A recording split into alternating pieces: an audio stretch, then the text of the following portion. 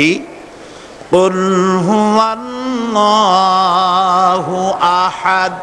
সবাই পড়েন আমার সাথে, কুল হুয়াল্লাহু আহাদ আল্লাহুস সামাদ লাম ইয়ালিদ ওয়া লাম ইউলাদ ওয়া লাম ইয়াকুল লাহু কুফুয়ান আহাদ।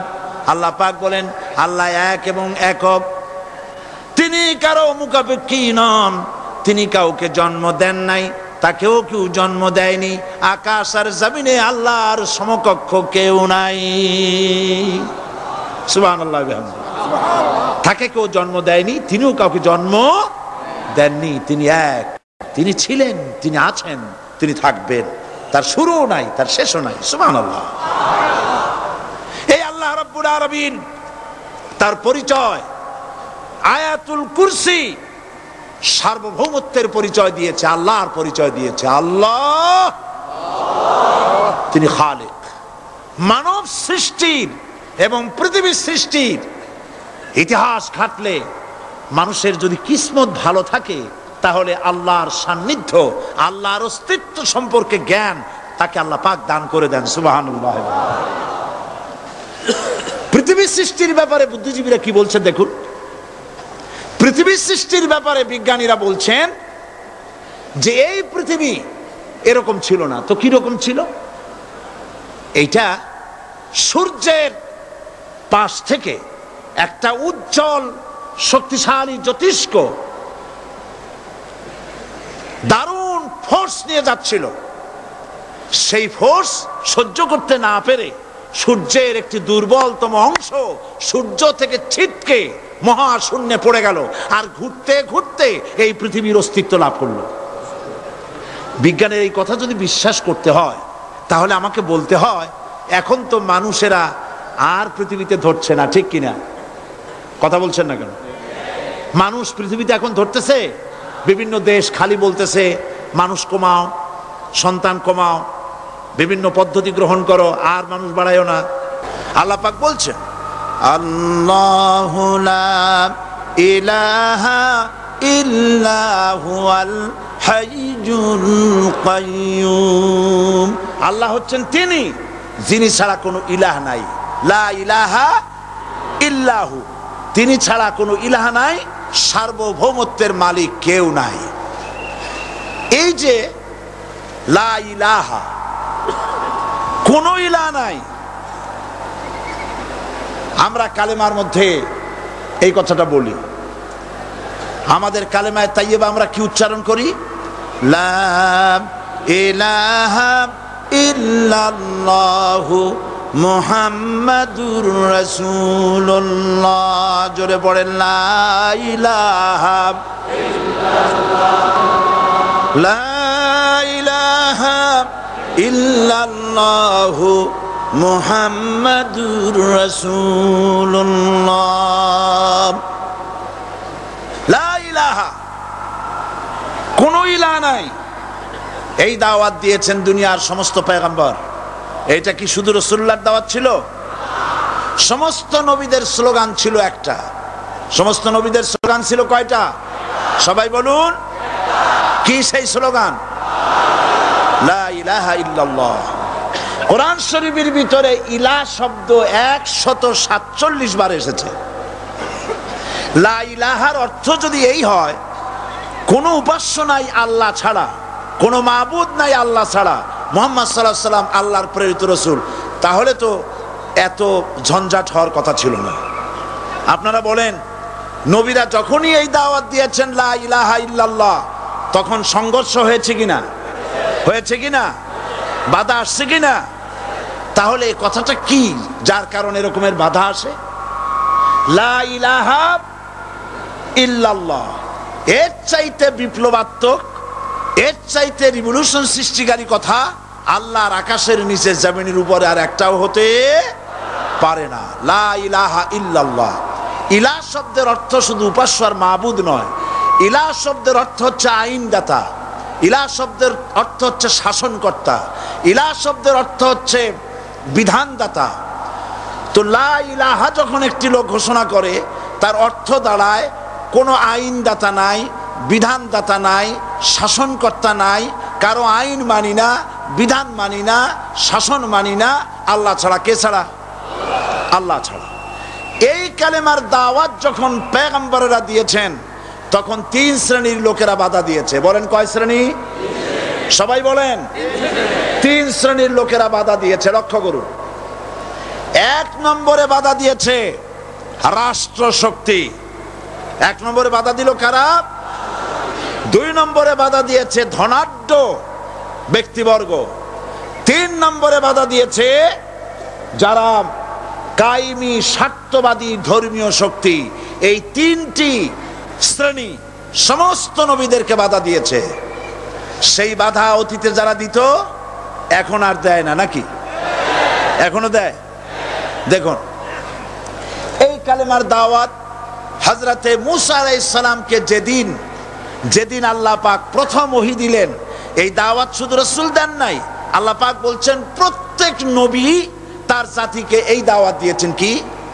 আল্লাহ রাব্বুল আলামিন বলেন সকল নবী তার কওমকেই বলে দাওয়াত দিয়েছেন, ইয়া কওমি ইবুদুল্লাহা মা লাকুম মিন ইলাহিন গায়রু। হে সম্প্রদায়, আল্লাহ ছাড়া কোনো ইলাহ নাই, তার ইবাদত করো, তারই দাসত্ব করো, তার গোলামি করো। আল্লাহ পাক মূসা আলাইহিস সালামকে যখন নবুয়াত দিলেন, প্রথম যে ওহী এলো, প্রথম ওহীটাই ছিল ইন্নানি আনাল্লাহ লা ইলাহা ইল্লা আনা ফা'বুদনি ওয়া আকিমিস সালাতা লিযিকরি।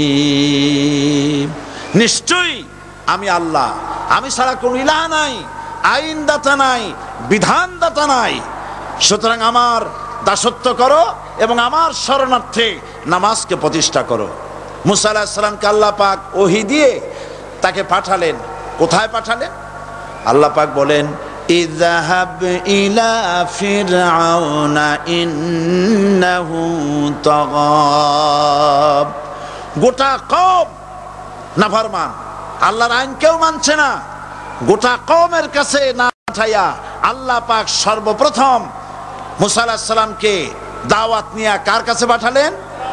ফেরাউনের কাছে। কারণ ফেরাউন হচ্ছে রাষ্ট্রশাসক। ফেরাউন কি? রাষ্ট্রশাসক। হযরতে মূসা আলাইহিস সালাম ফেরাউনের কাছে গেলেন আর দাওয়াত দিলেন, ফেরাউন পড়ে নাও লা ইলাহা ইল্লাল্লাহ। একটি কথা আপনাদের মনে রাখতে হবে, দুনিয়ার কোন ফেরাউন, কোন নমরুদ, কোন সাদ্দাত, কোন হামান কেউ বলে নাই যে আমি আল্লাহ, আমি রাজ্জাক, আমি খালেক, আমি পৃথিবীর সৃষ্টি করেছি। কথা কেউ বলেছে? কেউ বলে নাই। কি বলেছে তারা?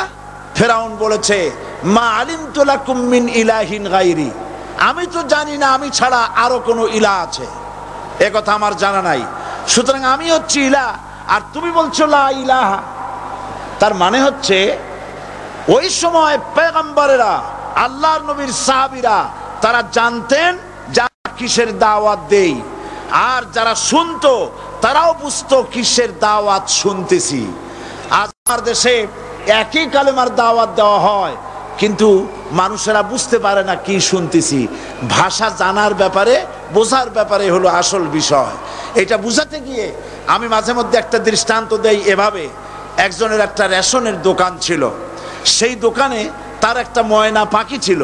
আর ময়না পাখিকে কথা শেখানো যায় সেটা তো আপনারা জানেন। জি, ময়নাকে শিখায়েছে যে লাইন করুন, এক এক করে আসুন। ময়না এই কথা শিখেছে। সকালবেলায় যখন রেশনের দোকানে ভিড় পড়ে গেছে, তখন ওই পাখি খাঁচার মধ্যে বসে বলছে লাইন করুন, এক এক করে আসুন। একদিন খাঁচার দরজা খোলা পেয়ে পাখি উড়ে গিয়ে গাছের ডালে বসেছে। আশেপাশে যত পাখি ছিল তারা চিন্তা করলো এই রকমের পাখি তো কখনো দেখি নেই। ময়না তো দেখতে কাকের মতো না, শালিকের মতো না, দেখতে একটা ভিন্ন রকম। ওরা এসে চতুর্দিক থেকে এই নবান্তক, এই যে নতুন এসেছে, ওরে ঠোকরানো শুরু করেছে চতুর্দিক থেকে। ঠোকরানি খেয়ে ময়না বলতেছে লাইন করুন, এক এক করে আসো। এখন ময়না তো বোঝে না যে কি বলতেছি, আর যে পাখিরা ঠোকরাচ্ছে তারাও তো বোঝে না যে কি শুনতেছি। ময়না যদি বুঝতো যে আমি কি বলি, সবাই মিলে ঠোকরায়, তাই জান বাঁচে না, লাইন করে ঠোকরাইনি তো কলজে যাবে, সব ঠোঁটে ঠোঁটে চলে আসে, বোঝে নাই। আমাদের অবস্থা তাই হয়েছে। সুতরাং এই কালেমার দাওয়াত যখন হযরতে মুসা আলাইহিস সালাম দিলেন, ফেরাউন বলল আমি তো জানি না যে আমি ছাড়া আরো কোন ইলা আছে, আইনদাতা তো আমি, তুমি নতুন কোথা থেকে আইনদাতা নিয়ে আসছো? ফেরাউন বলছে দেখো, আমারে বাদ দিয়া যদি অন্য কাউকে ইলা বলে তুমি মানো, আর সেই শিক্ষা যদি যে জাতিকে দাও, তাহলে আমি তোমাকে ধরে লাআজআলান্নাকা মিনাল মাসজুনিন, আমি তোমাকে কারারুদ্ধ করব, আমি তোমাকে জেলখানায় ঢুকিয়ে দেব। রাষ্ট্রশক্তি প্রথম বাধা দিল কারা? বলেন সবাই। সেই বাধা কি ওখানে শেষ হয়েছে না এখনো আছে? আছে কিনা জোরে বলেন। আমি তোমাকে জেলখানায় ঢুকাবো। হযরতে মুসা আলাইহিস সালাম বলেন ফেরাউন রে, জেলের ভয় আমি করি না, আমাকে জেলের ভয় দেখায়া লাভ নাই, আমি আল্লাহ পাকের পয়গম্বর হযরতে মুসা আলাইহিস সালাম। ফেরাউনের দলবল আছে, লোক লস্কর আছে, তার অস্ত্রের অভাব নাই। আল্লাহ রাব্বুল আলামিন মুসা আলাইহিস সালামের কাছে একটা অস্ত্র দিয়া দিলেন, দিছিলেন কিনা? আল্লাহ পাক হযরত মুসা কি বলেছেন, ওয়া মা তিলকা বিয়ামিনিকা ইয়া মুসা, মুসা রে তোমার হাতে ওটা কি? মুসা আলাইহিস সালাম বললেন এটা লাঠি। আল্লাহ পাক বললেন ফেলে দাও লাঠি, লাঠি ফালায় দিলেন, কি হয়ে গেল? হিয়া হাইয়াতুন তাসআ, লাঠি হয়ে গেল। এখন লাঠি পড়ে সাপ হয়ে গেল। সাপ দেখে নবী হোক, ওলি হোক, সাহাবী হোক আর আলেম হোক, সাপ দেখলে ভয় করে না মানুষের? মুসা আলাইহিস সালাম ভয় পাইছে। আল্লাহ রাব্বুল আলামিন হযরত মুসাকে শোনায় দিলেন, খুযহা ওয়া লা তাখাফ সানুঈদুহা সিরাতাহাল উলা,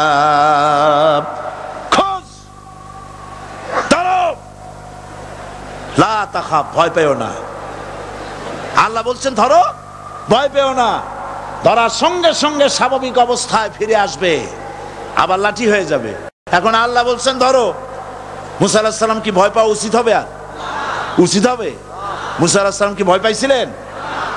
কারণ হচ্ছে এই দুশমনের শক্তিটা খুব বড়ই দেখা যায়, মনে হয় যেন অনেক বড়, কি জানি কি। আল্লাহ পাক বলছেন ইন্না কাইদাশ শায়তানে কানা দাঈফা, শয়তানের চক্রান্ত যতই তুমি মনে করো অনেক ষড়যন্ত্রের জাল বিস্তার হয়ে আছে, আল্লাহ কয় কিছুই না, দাঈফা, অত্যন্ত দুর্বল। আল্লাহ পাক বললেন ধরো, মুসা আলাইহিস সালাম সাপ ধরলেন, সঙ্গে সঙ্গে লাঠি হয়ে গেল। ফেরাউন বরদাস্ত করলো না, রাষ্ট্রশক্তির পক্ষ থেকে আক্রমণ শুরু হলো। অপরাধ কি? মুসা আলাইহিস সালামের অপরাধ কি? কি অপরাধ? মাশাআল্লাহ, বুঝতে পেরেছেন। অপরাধ হচ্ছে তিনি বলেছেন লা ইলাহা, জোরে বলেন লা ইলাহা ইল্লাল্লাহ। এই কালেমাকে আজ আমরা ভিক্ষার বুলি বানাইছি। এটা হলো সার্বভৌমত্বের বুলি, এটা হচ্ছে আল্লাহ পাকের সার্বভৌমত্বের কথা। আজ আমরা মানুষের কাছে আমরা শুনি, মানুষেরা ভিক্ষা চায়, লা ইলাহা ইল্লাল্লাহ, এক মুঠ চাউল দেন, লা ইলাহা ইল্লাল্লাহ 10 খান পাই দেন। এই হচ্ছে কালেমার জিকির। আবার কেউ কেউ জিকির করতেছে লা ইলাহা আস্তে, ইল্লাল্লাহ জোরে, এমন জোরে কলব সাফ করে, কলব তাতে থাকলেও পারে গেলেও পারে।